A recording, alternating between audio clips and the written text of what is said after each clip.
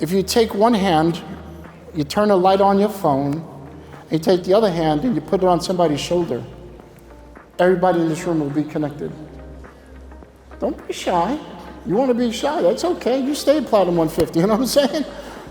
You want to, listen, raise those lights when you put your hand on somebody's shoulder and show us. I wanted to do candles. I thought that would have been cool, but I would have gotten in trouble. Like everybody light a candle, everything lights up. But think about it. Right now, you're putting a hand on somebody's shoulder. You're uniting. Everybody's connected, all right? It's okay, you guys don't have to do it. You're at that level, you don't have to do it. It's too important to do it. It's okay, don't worry about it. Exactly. What I'm trying to say is, if you understand the power that we have inside our body, check this out. If we were to take our brain and have it rebuilt, if they were to start building a brain today, not an AI can't think like you. It can't have emotions like you. It can't have feelings like you. An AI was built by humans, and it's never going to be better than human. I know it looks like that, but it's not. You guys are special in such a way. Every one of us has 10 quadrillion interconnections per second. It has feelings. It has storage. Do you realize every single nanosecond of every single second of your life has been recorded? Try recording on your iPhone and see how fast you run out of storage. So if they were to rebuild your brain, you could take all these massive skyscrapers and fill them up until you spent about $5 billion to rebuild personally, your brain. Your brain can do things that nothing else on the planet could do. But the problem is, we don't realize that. Okay? So if you think about it, we just connected thousands of people. Your connection, your energy is connected. It's like taking a network of computers and putting them together. All right? You multiply $5 billion of what your brain is worth by 5,000. That's when you take the phone and it's like, there's just big E at the end. The level you have and have come together is unprecedented. The power in this room right here, if was put to work, could light up a city, cities. Why couldn't we light up this whole city just with the minds, with the power in your brain? That's the level that you are. See, we all think we have a big worth, but why is it you discount your value? But why would you discount yourself, your value, when you got such a high worth? You already have that value. You have that worth. You have that worth inside you already. But too many of us discount our worth and devalue it, where you lower your values and your standards of who you really are to please somebody else who has lower standards. You try to impress people and lower your values. Women, I'll call it like it is. How dare you ever lower your standards for another person? How dare you? Ladies, I'm sorry. There's some video going around of how you're for every man or whatever. No, you are special. You are made special. Don't you ever devalue yourself. You walk around with the highest standards. Neckline also. You don't have to do anything less than being the highest character and quality. Okay? We appreciate you. It's you who ultimately going to have the children to have children. Your legacy is going to go on for generations. Start it the right way today. You ended generational curse. It's up to you now. You ended generational curse by being here.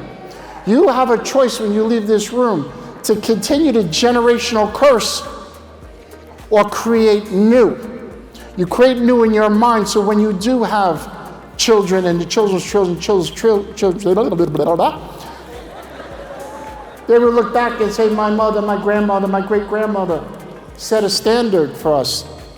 But if you devalue yourself now, it's only going downhill. You don't want that. You know, we all come from, like I said the other night, we all come from tough backgrounds. We all do. Nobody has an excuse. And I want to touch on that again because there's a lot more people here. And I said it the other night, we all have pains from the past. Let's be real. For the past 40 years, 45 years, since I was a kid, 50 years, has been programmed a certain way when I was young. By the time you hit 18 years old, all you know is no, you can't do it, no, wait, hold, no, hold, slow it in here, can't do it. So the point is, little kids write out their Christmas list of what they want. And then on Christmas, and they talk about it to their friends, you know what I'm getting for Christmas? And they all have their own little story. Then on Christmas Eve, they leave cookies and milk out for Santa. So the next morning, Christmas comes, and the child gets his present. He had faith, and he wrote down his goals. He wrote down his goals weeks before of what he's getting for Christmas. And every day, that's all the kid thinks about. Little kids write down their wishes, their goals. They describe it out detailed. So on Christmas Day, when they get it, they've received what they asked for. Isn't that what we're doing? Aren't we writing our goals down? Aren't we speaking about our goals? Aren't we speaking about our desires of what we're going to get? And we put a date on it? Christmas is the date for a child to reach his first goal in life. But then, for the next 15 years, all we hear is, you can't do this, you can't do that. Santa's not real. What? You mean I've been writing my goals down to something that's not real? Could you imagine if we started out and throughout our whole life, they taught us every year, write down your goals, write down your plans. Imagine you did that every day, but we got destroyed as young kids. So understand something. We were programmed to fail. It was like the beginning. They gave us a little taste. They gave a taste what we could do in the future, but then they said, don't touch. Touch, but don't feel it. Feel it. They mess with your mind. And society has really messed us up as young people because they told us what we could have on Christmas. Then they told us we couldn't do anything. And then we try to tell them we're going to go to school for this or that. And they tell us you can't do it, you're not smart enough. I want to go play football. Yeah, if you were bigger, you could play football. All right, I want to wrestle. Look at you. How are you going to wrestle? You can't even beat up your sister. Well, I'm going to become a doctor. No, you would never work on me. Look at you. They give us all excuses in the world, and our people give us all excuses in the world why we can't do something. No wonder why when you're 25, which is the average age of everybody here, why we're all screwed up. Nah, we're not screwed up. We came in here screwed up. Right now we're different, right? What I'm saying is, if we were to live our life over again, and I talked about this the other night because we've got a lot more people here. If we were to live our life over again, how would we do it? The only way to go forward and to reach the ranks in life and to reach the levels in life and to set your mind to different levels in life and act upon it is to change your past, because your vision, here on this one, your vision for the future is limited to the pain you have in the past.